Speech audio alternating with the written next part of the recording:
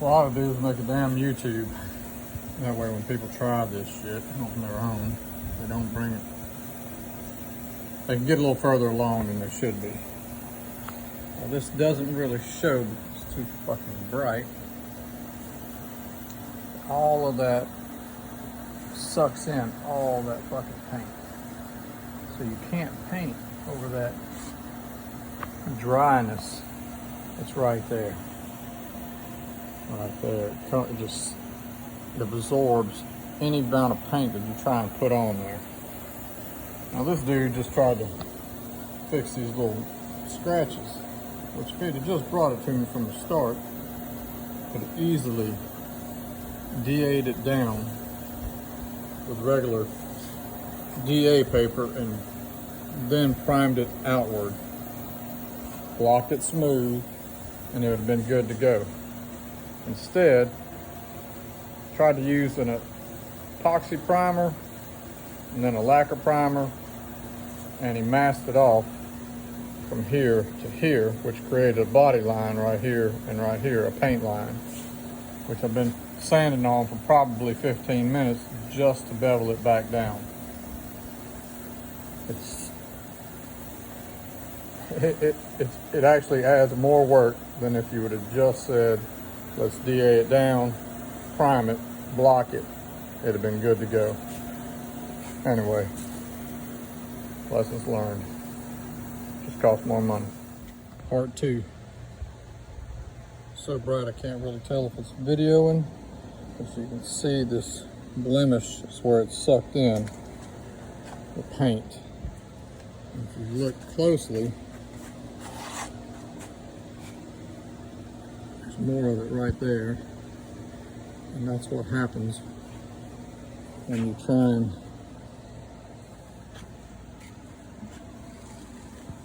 just don't DA it far enough down. It's always better to just do that from the beginning. And you can see that right there. Try again when it's a little shady. All right, part 2. In order to keep all of that from steadily soaking up paint or absorbing its way back out, I'm not exactly sure how to explain it.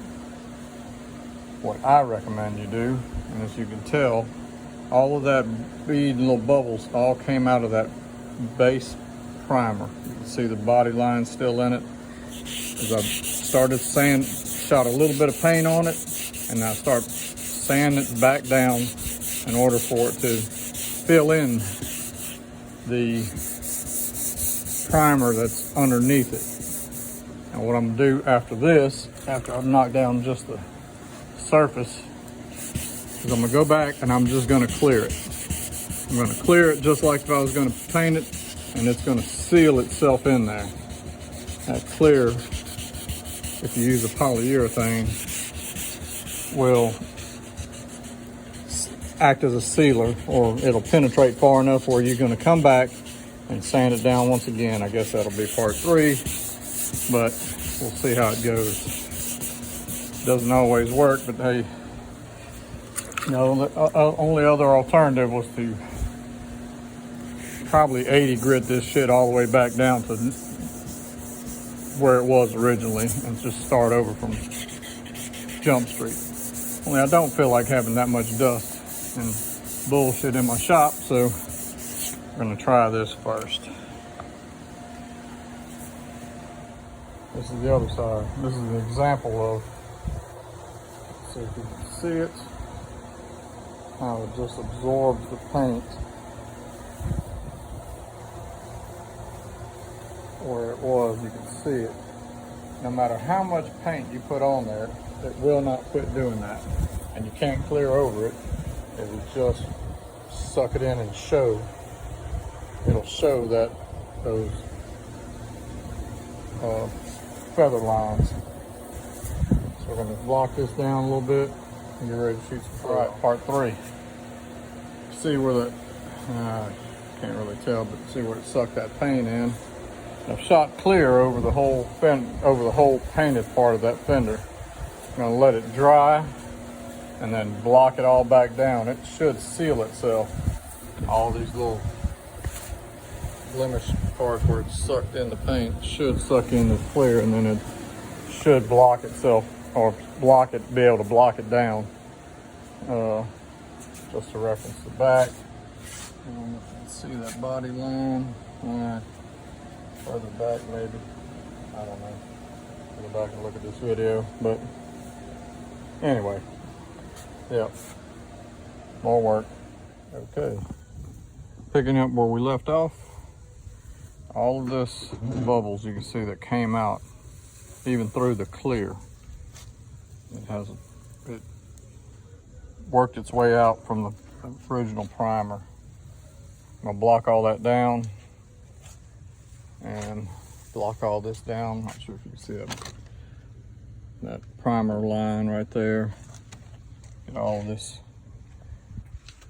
soaked up paint. I'll block that all back down.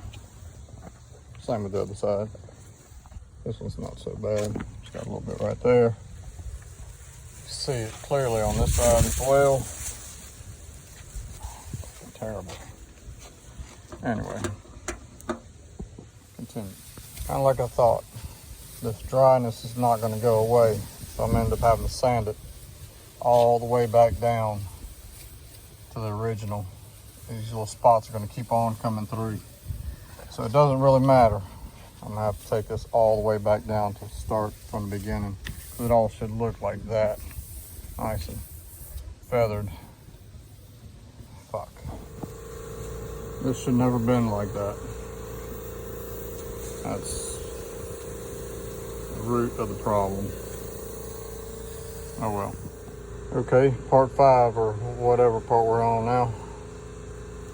This is how far you have to take that back down and have to finish taking this little scratch out. I'm just gonna go ahead and do that because where we should have probably started from the first place.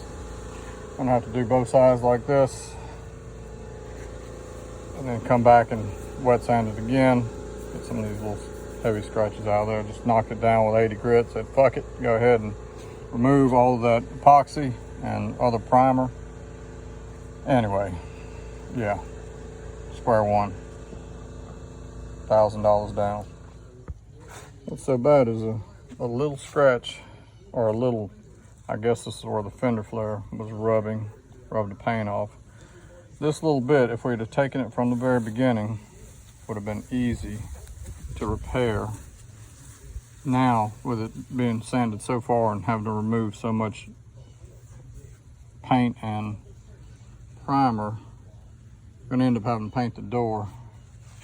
Probably. Hope not, but probably. Same with the back.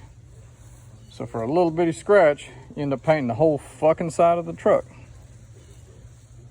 It's ridiculous. But, hey, it is what it is sometimes. Yep. Back to primer. All primer. That way, ain't none of that shit gonna seep through now. Both sides. Okay, part like 20. Having to sand this whole shit back down.